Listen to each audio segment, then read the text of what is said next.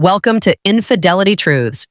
Before we dive into today's gripping story, please take a second to like this video and subscribe to our channel. Your support helps us create more thrilling stories just for you. Let's begin. After 4 years of marriage, he left me. Not for another woman. Not because of some explosive fight. He left me because I couldn't walk anymore.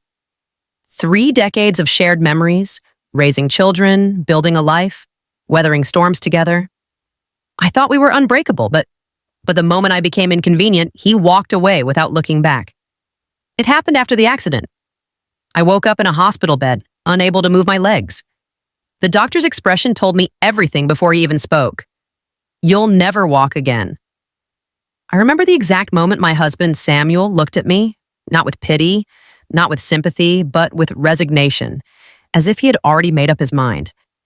He stayed just long enough to cover the hospital bills. Then one night, he sat beside me and said it was too much for him. "This isn't the life I signed up for," he whispered. And just like that, 30 years ended. The worst part? He left me alone in this huge house. Our children, Eleanor and David, were grown, living their own lives in different states. Calls came on birthdays and holidays, but they had their own families, their own problems. I tried hiring caregivers, but they were either cold or careless. Some showed up late. Some scrolled through their phones while I struggled to get from my chair to the couch. The loneliness was unbearable. One evening, after yet another caregiver left without a word, I made an impulsive decision. I posted online, looking for a live-in caregiver. Must be patient, must be kind. I didn't expect much, but the next morning, there it was. A message from him. His name was Adrian. Too young for this kind of job. Handsome, charming, and something about him didn't add up. His profile picture showed him on a beach, sun-kissed hair tousled by the wind. He looked like someone who belonged in a different world, not in mine. But I was desperate. I sent a message. "Can you start tomorrow?" His reply came within seconds. "See you at 10 a.m. At 9:59 the next morning, the doorbell rang.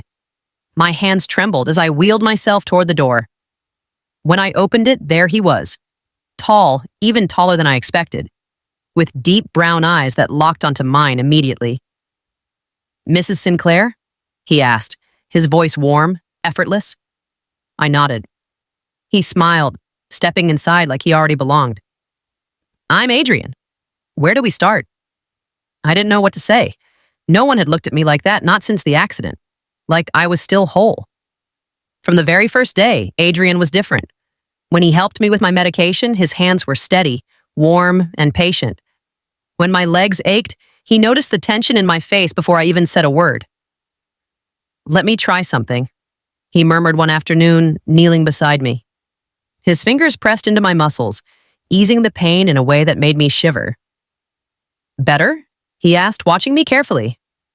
I nodded, unable to meet his gaze. Mornings became something to look forward to. Adrian would wheel me into the garden, pushing me along the stone path as sunlight filtered through the trees. Sometimes he'd stop, pluck a flower, and place it in my lap. "It suits you," he'd say, smiling. Evenings were filled with books and movies. His voice was deep, steady, filling the silence as he read aloud. Movie nights became something else entirely. One night during a romantic scene, I caught him looking at me. This time, neither of us looked away. Slowly, his hand covered mine, his palm warm against my skin. "Adrian," I whispered, unsure, afraid. He didn't move away. He just watched me, waiting. I should have pulled back. I should have reminded myself who I was. But for the first time in years, I felt alive. When it was over, we sat in silence, his hand still holding mine. Finally, he smiled, that quiet, knowing smile. "Are you okay?" he asked. I nodded, even though my heart was still racing. I rested my head on his shoulder, letting myself believe just for a moment that I wasn't alone. But I should have known better. I woke up to an empty bed. My hand reached for the space where he had been, only to find cool sheets. My stomach twisted. Maybe he was in the kitchen or the shower. And then I saw it, a folded note on the nightstand. My hands trembled as I opened it. "I'm sorry. This wasn't supposed to happen. You deserve someone better." I read it again and again. But the words didn't change. My chest tightened. My breath came in shallow gasps. I grabbed my phone, dialing his number. Ring, ring, voicemail. "Hi, this is Adrian. Leave a message." I hung up, called again. Nothing. I wheeled myself toward the window, staring out at the empty driveway. His car was gone. The silence in the house felt heavier than ever. It's been 3 days. 3 long, quiet days. My children have been calling more often. My daughter Eleanor even suggested coming to visit.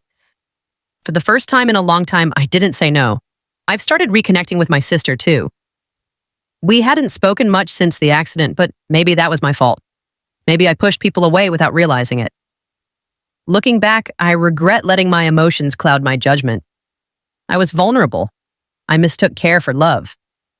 But I don't blame Adrian. He was kind, maybe too kind. I should have known better. But he taught me something important. Loneliness can make you see things that aren't really there. It can make you misread gestures, create feelings that were never meant to exist. I'm not angry. In a strange way, I'm grateful. Adrian reminded me that I'm still capable of feeling, of hoping. And maybe, just maybe, that's enough.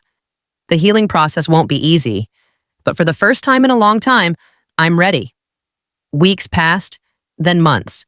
The ache of Adrian's absence dulled but never disappeared. I kept myself busy. Therapy, books, reconnecting with my family. Slowly, I learned to be alone without being lonely. Then, one evening, just as the sun dipped below the horizon, my phone buzzed. Unknown number.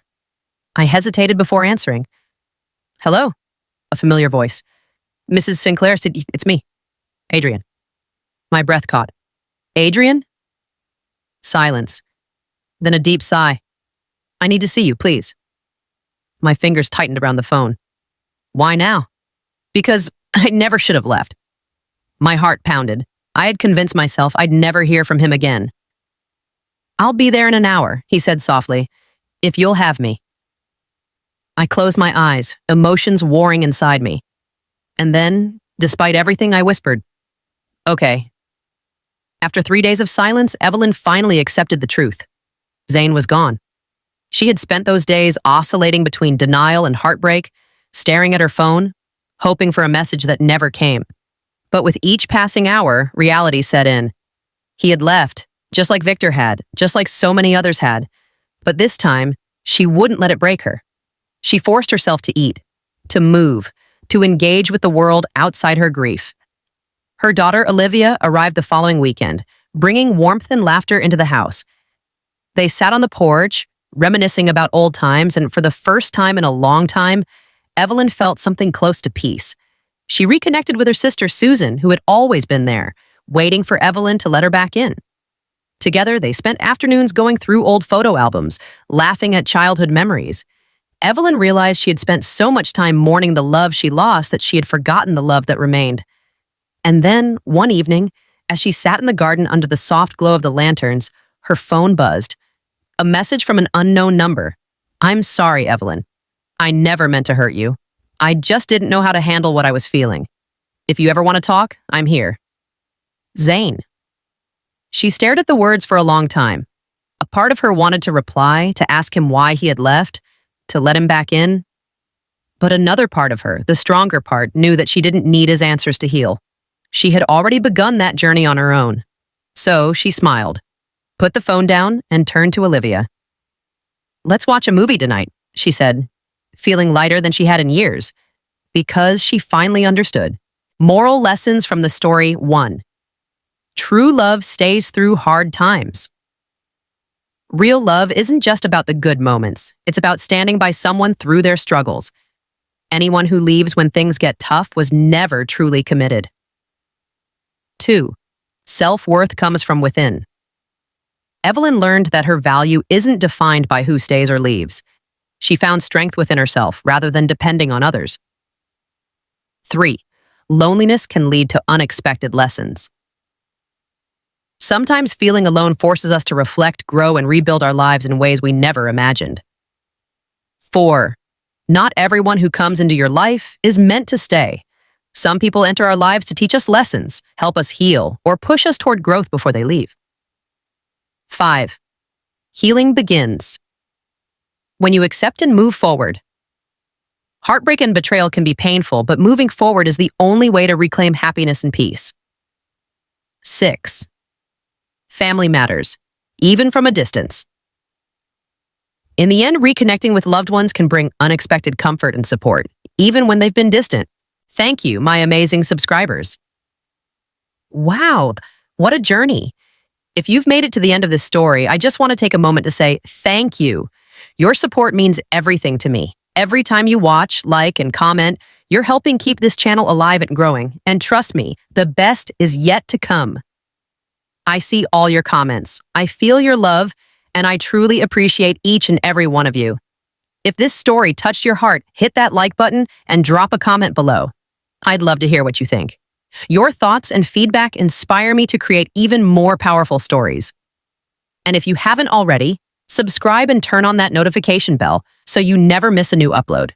More shocking twists, emotional journeys, and real-life lessons are on the way, and I don't want you to miss a single one. Together, we're building an incredible community, and I'm so grateful to have you on this journey with me.